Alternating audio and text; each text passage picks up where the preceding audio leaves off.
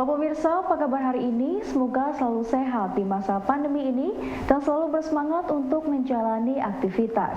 Bagi pemirsa yang harus tetap bekerja di luar rumah, jangan lupa menggunakan masker. Hari ini program Berita News Point hadir menjumpai Anda bersama saya Amirah Dinda. Selama 30 menit ke depan, News Point akan menyajikan berita terbaru seputar Universitas Brawijaya dan Malang Raya. Jangan kemana-mana, keep on our channel News Point.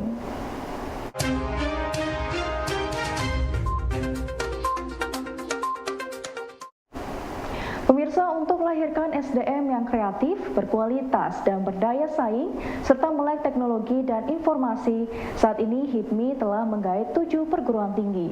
Sebanyak 600 mahasiswa yang telah bergabung diberi fasilitas dan pengetahuan terkait perwirausaha. Dengan bertambahnya pengusaha muda, diharapkan dapat meningkatkan dan mensejahterakan perekonomian di Indonesia, khususnya Kota Malang. Oke, untuk HIPMI PT sendiri jumlahnya bisa di atas sekitar 600 orang karena kita memiliki sudah 7 perguruan tinggi yang bergabung dengan HIPMI Kota Malang. Itu sangat baik karena ini menjadi cikal bakal mereka belajar secara praktikal ya. Kalau di kampus kan mereka belajar secara teoritis, tapi di sini mereka belajar bersama pengusaha muda secara praktikal mengenai pengalaman menjadi seorang pengusaha. Mahasiswa tidak hanya dituntut untuk belajar saja, namun juga dapat mengimplementasikan ilmunya ke dunia nyata. Sebagai bentuk dukungan fakultas terhadap potensi anak muda, khususnya di kalangan mahasiswa, FTPUB sejak dini mendidik mahasiswa untuk memiliki jiwa inovasi dan semangat berkompetisi, sehingga ketika lulus, mahasiswa menjadi lulusan unggul berprestasi. Pertama adalah mendidik mahasiswa untuk punya jiwa inovasi, sehingga ketika mereka nanti lulus, mereka sudah bisa membuat inovasi sendiri, kemudian sampai ke tahap hilirisasi.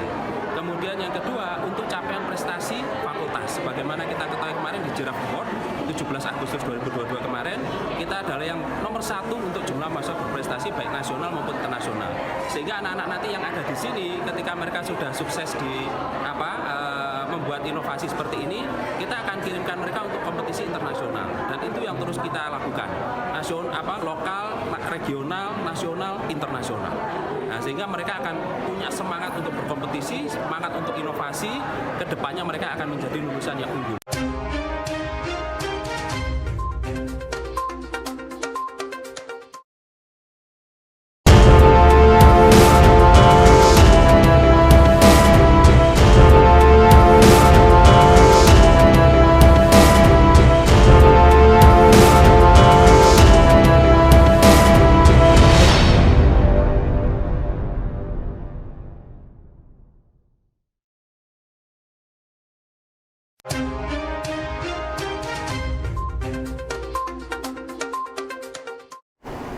Pemirsa, era industri 4.0 merupakan industri baru bagi para pengusaha muda.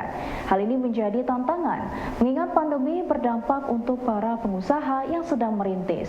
Ketua Bidang 6 BPD HIPMI Jatim, Rizjo, mengatakan pengusaha muda sudah saatnya bangkit dan bersaing dengan melakukan inovasi dan kolaborasi agar menjadi pengusaha yang lebih kuat dan handal. Industri 4.0 ini adalah industri baru buat kami. Industri digital ini adalah kunci untuk kami bisa bangkit, apalagi pandemi. Jadi tentunya dengan inovasi dan kolaborasi saat ini, itu adalah kekuatan utama pengusaha muda bisa tumbuh menjadi pengusaha yang handal. Saat ini opportunity terbuka lebar untuk semua orang bisa menjadi sukses karena alatnya, toolsnya semua ada. Tinggal inovasi dan kolaborasi, dan HIPMI menjadi tempat di mana para pengusaha ini bisa tumbuh dengan sangat organik karena di sini para pengusaha-pengusaha muda berbagi rasa, berbagi ilmu untuk bagaimana bisa bertumbuh bersama. Menuju tahun politik 2024, petinggi partai politik mulai bergerak membangun komunikasi politik antar partai. Ketua DPP PDIP Puan Maharani bertemu Ketua Umum Partai Nasdem Surya Paloh. Dosen Ilmu Komunikasi FISIP UB Abdul Wahid menilai bahwa dalam komunikasi politik, pertemuan ini wajar menjelang hajatan demokrasi dan sebagai simbol koalisi, proses ini bergerak dinamis. koalisi itu sebagai proses yang wajar dalam politik, terutama menjelang hajatan besar 2024. Itu kita bisa tempatkan sebagai simbol juga, simbol pertemuan antar pemimpin, antar tokoh politik, juga kemungkinan akan koalisi. Cuma kalau bicara koalisi kan nggak bisa begitu sederhana, juga harus banyak hal yang dipertimbangkan. Nah, kalau misalkan sekadar pertemuan, kemudian ada yang menyebut dan membuat koalisi sementara, itu ya koalisi sementara.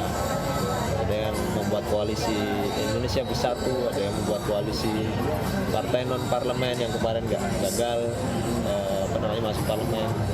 Ada yang mau menjajaki koalisi, ada yang sudah menetapkan, mengusulkan ya penetapan pengusulan nama capres di Rakernas seperti Nasdem misalkan.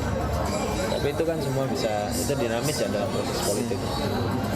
Kalau koalisi yang bergeser itu pasti, artinya pertimbangannya itu nanti akan berbeda masing-masing partai politik.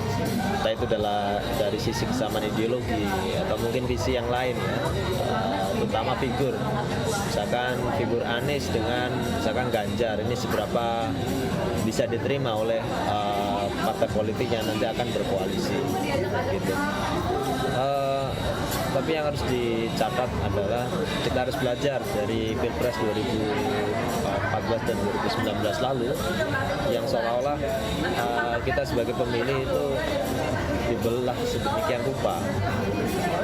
Jadi kita harus sadar bahwa batasan kita untuk memilih tokoh itu pada pilihan anggota parlemen atau DPR. Kalau calon presiden dan calon wakil presiden itu adalah mutlak dari partai politik. Jadi kalau misalkan kita di sini dipermainkan, maksudnya ikut terlibat dalam permainan elit politik, ya itu salah kata. Gitu. Universitas Brawijaya menerima 92 mahasiswa dari program Mahasiswa Mandiri atau PMM yang diinisiasi oleh Kemendikbudristek. Mahasiswa yang mengikuti PMM ini berasal dari universitas yang ada di luar Pulau Jawa. Selama 1 semester, para mahasiswa dapat mengikuti perkuliahan tidak hanya sesuai dengan jurusan yang dibidangi, namun juga dapat memilih 4 lintas jurusan sesuai minat mahasiswa.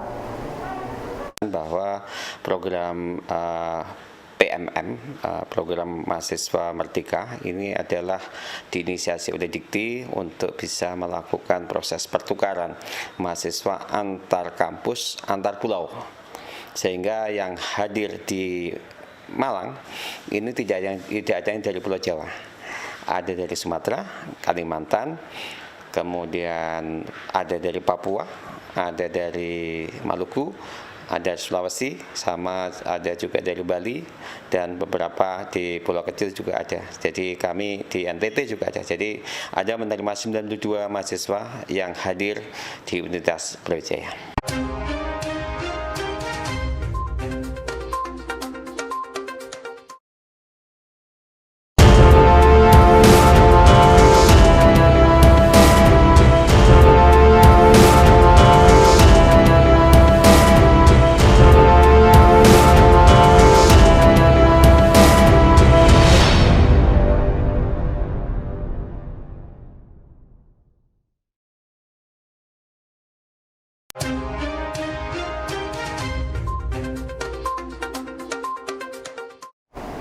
Pemirsa, pakar sumber daya perikanan dan kelautan FPIKUB Dr. Yunita Maimunah memberikan tips untuk memaksimalkan hasil budidaya ikan.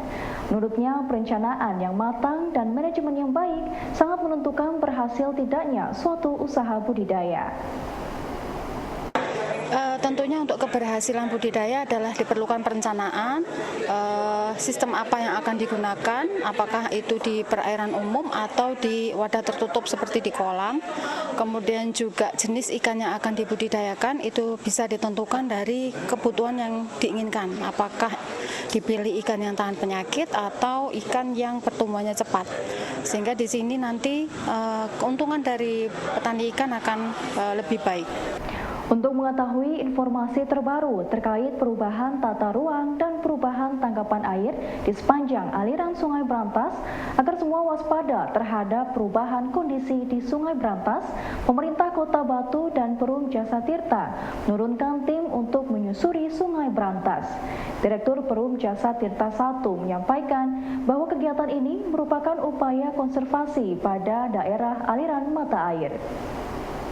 Kita ada di dekat mata air Sungai Brantas, elevasi 1.540 meter di atas permukaan laut, dan ini merupakan kawasan yang dipandang sebagai salah satu cagar lingkungan karena menyimpan mata air yang kemudian airnya mengalir sampai ke Surabaya, sampai jauh sampai ke Surabaya. Bu Wali Kota tadi waktu datang saya teringat kata-kata dari Jalaluddin Rumi. Jalaluddin Rumi mengatakan, bagaimanakah aku mampu mencintai engkau yang tidak tampak, sedangkan yang tampak saja aku tak sanggup untuk mencintainya dengan paripurna. Saya kira ini pesan kalau kita mengatakan diri kita manusia beriman, tapi perilaku kita produktif, kita merusak alam, kita buang sampah sembarangan, ya artinya jangan-jangan iman kita itu hanya untuk kepentingan pribadi, tapi tidak ada maknanya secara RT RW kami sempat tertunda karena situasi kondisi banjir bandang. Tadinya sudah mau turun, sudah selesai, tinggal diturunnya ternyata banjir bandang yang harus direvisi semua supaya situasi kondisi lebih bisa kemudian yang penting alam itu betul-betul dijaga dengan baik, karena semua tahu di Kota Batu ini adalah sumber mata air yang ratusan jumlahnya. Ketika itu tidak dijaga betul, itu akan nantinya akan menjadi hal yang bermasalah, bukan hanya di Batu tetapi di semua yang jalannya air di Sungai Brantas ini. Dan perlu saya komunikasikan mungkin ke Pak Remon, kemarin Kota Mojokerto membuat acara tentang Mojo Brantas, ya kalau nggak salah. Nah ini mungkin yang kita harus komunikasi dengan provinsi, dengan gubernur, agar supaya ini bisa menjadi sebuah kesatuan yang nyambung. Karena kami di sini sumbernya yang Mojokerto mungkin muara yang paling hilirnya, tapi ketika hulu itu tidak dijaga, ini pasti akan berdampak kepada hilir. Ini mungkin nanti kami akan mencoba dengan Dinas Lingkungan Hidup dan sumber SDA di provinsi untuk bagaimana bisa kemudian mengklopkan ini bukan hanya menjadi ritual budaya, tetapi juga menjaga perjalanan Sungai Brantas ini sampai pada muaranya. Pada era saat ini kita perlu lebih aware dengan penyakit dalam, terutama setelah pandemi COVID-19. Untuk memupuk tingkat awareness, tim kesehatan Fakultas Kedokteran Universitas Brawijaya menggelar pertemuan ilmiah tahunan ilmu penyakit dalam. Kegiatan yang rutin digelar setiap tahun ini diharapkan dapat membantu dokter untuk memberikan layanan medis yang sesuai dengan standar dan sesuai perkembangan zaman. Kegiatan rutin kami untuk mengupgrade ilmu. Di tengah masa pandemi yang kian tidak menentu, sebenarnya ada hal yang memang perlu kita hadirkan kembali, yaitu mau dibawa kemana ilmu penyakit dalam. Nah, dalam hal ini, setelah pandemi ini, kita mendapatkan suatu penekanan pada kolaborasi dan ilmu-ilmu terkait teknologi dan lain-lainnya. Karena serta-merta perkembangan teknologi dan ilmu itu selalu berkembang. Penyesuaiannya yang melakukan adaptasi sehingga bisa lebih baik. Saat ini kami panitia saat ini mengajak juga pembicara-pembicara dari luar, ada dari Amerika, ada dari Italia, dan ada dari Hong Kong, terkait dengan kapasitasnya beliau-beliau terhadap perkembangan ilmu penyakit dalam dan teknologi. Demikian dari saya mungkin untuk seperti ini, kami bisa membuat atau menghadirkan paradigma baru yang bisa didapatkan dokter-dokter yang ikut acara ini, sehingga dia bisa melakukan layanan medis yang sesuai standar dan sesuai perkembangan zaman. Itu yang paling. Baik pemirsa, informasi tadi sekaligus menutup perjumpaan kita hari ini. Jangan lupa saksikan News Point setiap hari pukul 19.30 waktu Indonesia Barat hanya di UBTV, Televisi Pendidikan Universitas Brawijaya. Saya Amirah Dinda dan seluruh kru yang bertugas pamit undur diri. Tetap patuhi protokol kesehatan, wajib menggunakan masker. Terima kasih dan selamat beraktivitas.